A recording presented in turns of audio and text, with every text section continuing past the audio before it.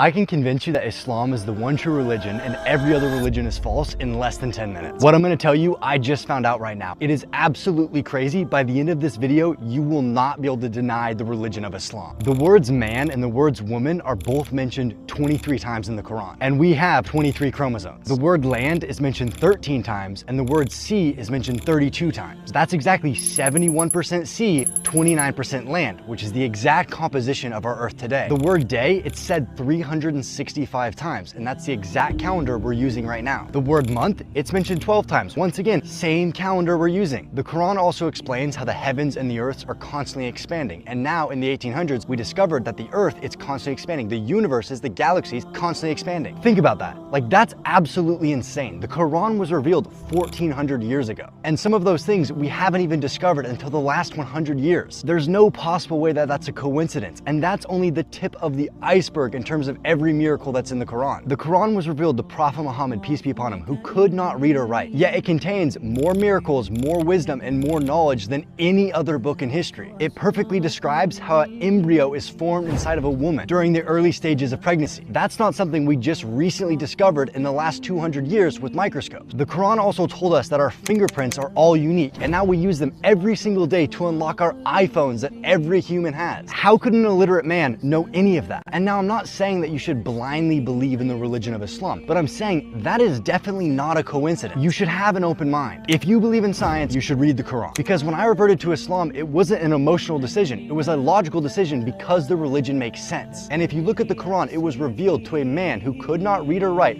1400 years ago, and it contains so many scientific miracles that there's no possible way it wasn't divine revelation. You also have to look at the fact that the Western countries are trying to stop Islam from growing. Why do you think the West criticizes Islam so much? Serious question. Ask yourself, why does the West constantly slander Islam and try to stop it from growing? Is it because they know it goes against their biggest industries? Is it because they know it could become too big and too powerful for them to control? I think that if someone was trying to find the one true religion, all they have to do is look at what the media says about that religion. I don't see any media outlets out there trying to stifle the message of Christianity, but you see dozens and dozens of media outlets trying to stop Islam from growing and putting negative propaganda about the religion. If we look at the stories of the prophets, whenever they were preaching a religion, whether that was Christianity, Islam, Judaism, the modern people at the time always disagreed with them, always said they were crazy, and always went against what the prophet was teaching. And now if we look at modern society, that's what's happening right now. Islam is growing at such a rapid rate, yet the media is constantly saying, no, you're wrong, they're saying bad things, just like what they did when we had prophets from God preaching the message of Islam. Islam is growing faster than it's ever grown in its entire history, and there's more